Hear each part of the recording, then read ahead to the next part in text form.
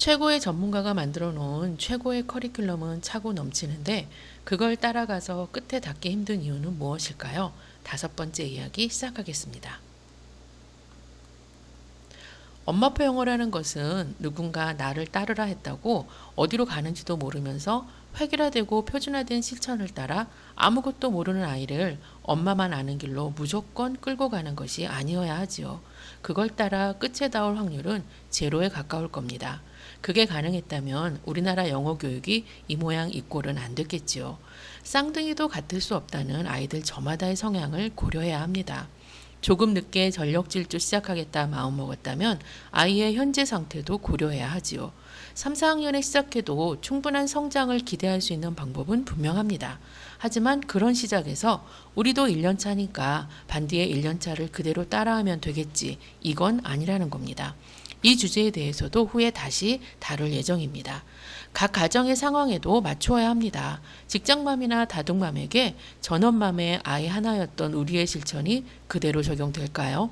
이 모든 걸 고려해서 각자만의 계획과 각자만의 최선을 분명히 하는 것이 먼저입니다. 직장맘으로 할 수 있는 최선이 다르고 다둥맘으로 할 수 있는 최선이 다르겠지요. 앞으로 나아가기 위해서는 이렇듯 제각각 새롭게 길을 만들어 갈 수밖에 없습니다. 그런데 온 오프라인 소통을 하다 보니 보다 더 중요한 고려사항이 보였습니다. 바로 아이들과 함께하는 어머니들의 성향이었습니다. 생각보다 많은 분들이 아직 일어나지 않은 일, 어쩌면 일어날 확률이 그리 높지 않을 걱정들을 미리 당겨하시며 하지 않을 핑계를 먼저 찾아 부정적인 생각과 타협하시는 것을 보게 되었습니다. 저 사람은 저래서 가능했을 거야. 저 아이는 남다른 점이 있었을 거야. 나는 이래서 안 될 거야. 내 아이는 이러저러해서 견디지 못할 거야. 등등. 그런가 하면 세상에 없던 길을 만드는 것이다. 그 어떤 시행착오도 만날 수 있다. 단단히 각오하고 확신과 긍정으로 아이 곁을 지켜주겠다 도전하는 분들도 계시지요. 긴 시간 꾸준할 수 있는 분들이 어떤 분들이지는 굳이 말하지 않아도 아실 겁니다. 이렇듯 엄마의 성향에 따라 실패와 성공이 많이 좌우되더라는 것이지요. 농담처럼 말하고는 합니다. 나는 어떤 엄마인가? 자아성찰이 필요한 길인 것 같다고. 제가 대전 사람입니다. 도서관 휴먼북 봉사 3년차였던 올해 3월부터 4개월 동안 도서관에서 조금 특별한 모임을 가져봤습니다. 이미 앞선 2회 동안 휴먼북을 통해 엄마표 영어 이제 시작합니다 연강을 함께 하셨던 분들에게 참가 자격이 있었지요. 짧게는 10주, 길게는 3개월을 저와 함께 이 길에 대해 깊이 들여다보고 각자만의 계획으로 실천하고 계시는 분들을 재소집한 겁니다. 초등학교 전 학년을 학년별, 레벨별로 소모임을 만들어 진행을 공유하고 자잘한 시행착오를 바로잡아 나가는 세미나 형식의 모임을 진행해보고 싶어서였지요.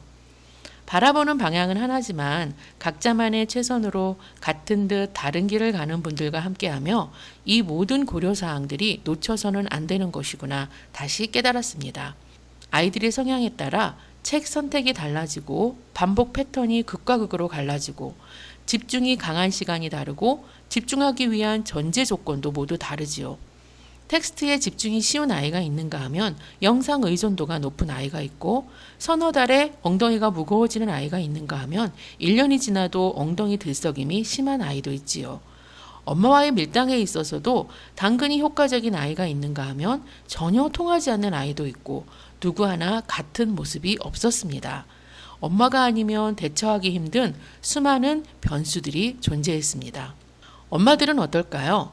쌓이는 힘을 믿고 묵묵히 시간 쌓아가는 엄마가 있는가 하면 눈에 보이는 성장이 없는 불안에 조급함을 숨기지 못해 그 불안을 아이에게까지 들키는 엄마도 보이고 최소 3년 이상의 실천 계획을 세우고 진행 과정에서 수시로 수정 보완하며 적절한 속도 조절이 가능한 엄마도 보이지만 준비 부족 또는 개인 성격으로 계획의 융통성이 쉽지 않아 세워놓은 계획에 맞춰 무리하게 밀어붙이다 엄마와 아이가 함께 슬럼프를 겪는 경우도 보이지요.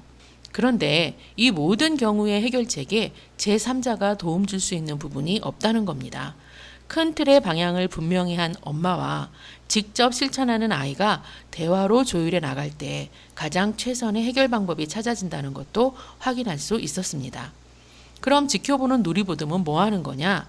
붙잡고 가야 할 것을 분명히 해놓은 큰 틀이 틀어지지 않도록 경계를 지켜주는 것, 그만큼의 도움 이상은 없었답니다. 내가 그 친구들의 엄마가 아니어서 그 친구들의 엄마표에는 영향력이 없는 것이지요. 왜 이 방법이 엄마표가 따라다니는지 해보니 알겠더라는 말을 할 수 있을 때 제대로 엄마표 영어의 길에서 안정된 모습이 확인되더라는 겁니다.